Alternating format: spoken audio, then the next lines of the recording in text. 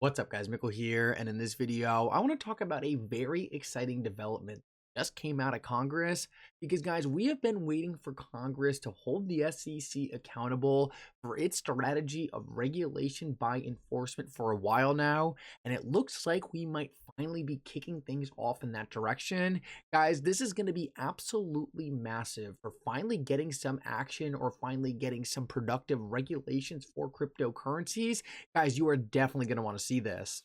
I also want to go over a very exciting development out of Ripple. It looks like Ripple's ODL product is absolutely exploding. I want to talk about what that could do for the price of XRP, so make sure to stick around for that. Last of all, guys, it looks like we are finally entering into another bull market. Guys, this is one of the most excited I have been about price action in a while now. At the end of this video, I want to share with you guys exactly why I am so excited. What am I watching on the macro right now that makes me so confident we are about to watch a massive pivot in the momentum in this market? Guys, make sure to stick around for that. You are not going to want to miss it. Like always, guys, your support means so much to this channel. If you want to see more videos just like this, make sure to hit the like and subscribe button down below and turn on bell notifications. These three simple things are going to go such a long way in helping this channel grow, and it really does mean so much to me. If you guys ever need a good place to buy some XRP or the Flare token, make sure to check out my favorite exchange, Uphold, down in the description of this video. Guys, Uphold has been blowing it out of the water recently. They have so many cool new products that no other exchanges have. So I highly suggest you make an account with Uphold using the link in the description of this video if you haven't already. With that said though, guys, let's jump right into it, and I hope you guys enjoy the content. So guys, I want to start off this video and quickly talk about something that really hasn't got a lot of attention, and that is how big of a legal mistake it might have been for Coinbase to delist XRP. Now, guys, a lot of people were really mad at Coinbase when they originally delisted XRP. I was certainly one of them because the SEC never actually proved their claims that XRP was a security. The SEC was just making the allegation that XRP might be a security, so it really didn't seem like Coinbase was ever forced to actually delist XRP. Well, guys, I have been thinking about this move, and the more I think about Coinbase's move to delist XRP, the more I think it was actually a massive mistake by Coinbase. I tweeted out, how can Coinbase have any faith in their listing process if they listed XRP and then delisted XRP without any new facts present? Doesn't this prove that their entire listing process is flawed?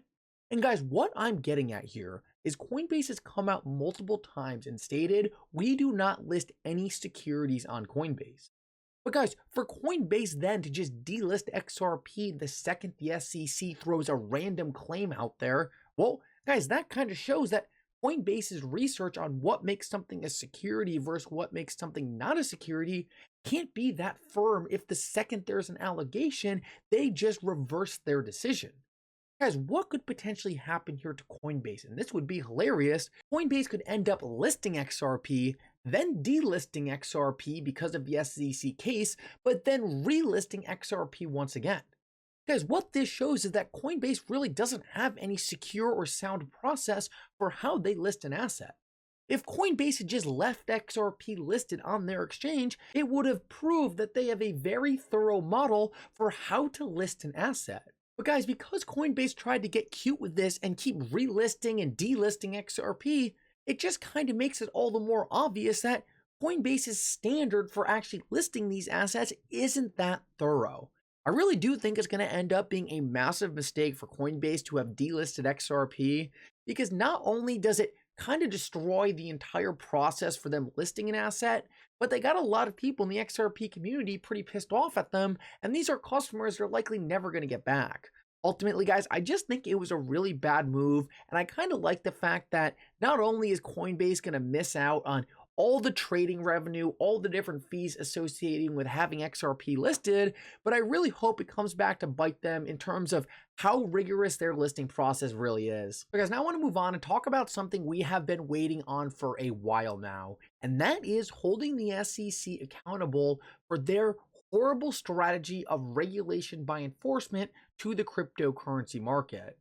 Now, guys, to be fair, I have been highly critical of the current House for not going after the SEC faster, but they really haven't had control for that long. So guys, I really hope what I'm about to show you right here is the start of the house really clamping down on the SEC.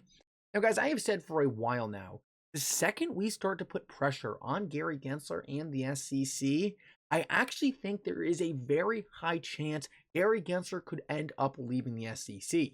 Gary Gensler used to work at the CFTC about 10 years ago, and he was caught up in a whole mess of different things like he's caught up in now. And guys, the second the CFTC started getting investigated and Gary Gensler had some pressure on him, he packed his bags and left the CFTC. I am hoping we see the same exact thing happen for Gary Gensler at the SEC right now. And guys, investigations into the SEC is how we need to start the process. I want to play you guys this clip because I think it's going to make you guys pretty sure that we are soon going to be seeing some serious pressure put on the SEC. And guys, this would be absolutely massive for cryptocurrencies. Listen up to this. Gary Gensler's regulation through enforcement isn't protecting consumers. Americans have lost billions of dollars in digital assets to bad actors on his watch. It's our job as legislators to provide clear rules of the road for this technology, and those clear rules of the road need to protect consumers while allowing innovation to thrive here in the United States. And I think we can achieve that balance. This is why I've created a subcommittee on digital assets, chaired by Congressman Hill. So guys, I lost a clip where he goes on to say that they will also be holding these bureaucrats accountable for their regulation by enforcement. But guys, even the simple fact that they are starting a subcommittee for digital assets is a massive step in the right direction. And guys, based on everything we have seen, I think investigations are definitely on the way. Now, guys, I really want them to pick up the pace. I want to see these investigations start now because Gary Gensler is going to do as much damage as possible until he is forced out of the SEC. So the sooner we start the investigations, the less damage Gary Gensler is going to be able to do. Now, guys, if I was the SEC and Gary Gensler, I would be very worried about John Deaton right now because John Deaton is popping up everywhere. He popped up in the Ripple case, made a massive difference in showing that XRP has utility outside of Ripple. He popped up in the library case and proved that the LBC token on the secondary market is not a security. And guys, now he is trying to get into these congressional hearings and talk about what he has seen from the SEC from his perspective. Guys, if they let John Deaton into these congressional hearings, the SEC is absolutely you-know-what. He would absolutely rip them apart, and this is something I would pay big money to see. Now, guys, who knows if this is going to happen, but I have seen multiple people currently in the House actually like and retweet John Deaton's tweets. So, guys, they are paying attention to him, and if I was the SEC, this is what I would be really worried about because, guys, if John Deaton can actually testify, he is going to absolutely expose the SEC. Guys, I want to move on and talk about a very exciting development coming out of Ripple because, guys, when Ripple first launched their ODL product, all the haters were saying it will never use XRP. XRP is just a way for Ripple to fund their business model. XRP is not critical to ODL. No one is going to use that product. Well, guys, what we see playing out in the market is that ODL is absolutely booming, and every single year we are seeing more and more people using Ripple's products moving to ODL. Now, guys, for those of you who are new here, you can actually use Ripple's products without using XRP. These would be non-ODL transactions, but any transaction put through ODL is directly using XRP. What we are seeing right now, and this number is growing fast, we are seeing in 2022 approximately 60% of payments were sent through on-demand liquidity. What we are watching is we are watching more and more of Ripple's customers stop using their products that don't use XRP and start using the products that do. We can only guess why they are doing this, but it's likely because they're faster, more efficient, and offer a better experience to the customer. This is absolutely critical, and this is how XRP gets mass adoption. We didn't want to see Ripple forcing their customers to use XRP if they didn't want to. We wanted to see Ripple's customers asking to use the ODL product because it transformed their business. Guys, this is exactly what we're seeing, and this is so bullish for XRP going forward. Not only is this going to be massive for XRP going forward as more and more money starts flowing through the asset, but guys, this shows that Ripple really knows what they're doing. They are scaling these products well. And guys, these are the same things I was seeing in the early days of Amazon, where they weren't forcing their customers to make a certain decision. They were letting their customers do what's best for them. And guys, that kind of led them to the best product. That is what we are seeing with ODL right now. Ripple is allowing their customers to choose to use XRP. And guys, based on this growth right here with more and more payments running through XRP, it seems like they are loving the experience, which is the best thing an investor can see. And guys, I want to finish this video off and show you some very positive signs in the market, because over the last couple of months, we have seen a very, very big shift in the narrative. And for the first time in a while, it's really starting to seem like we have made a massive turn. Tom Lee of Fundstrat actually tweeted out earlier today that today was the highest volume of the year on both the NASDAQ and the NYSE. Guys, we have been in a period of such low volume over the last year, so this is a very nice switch.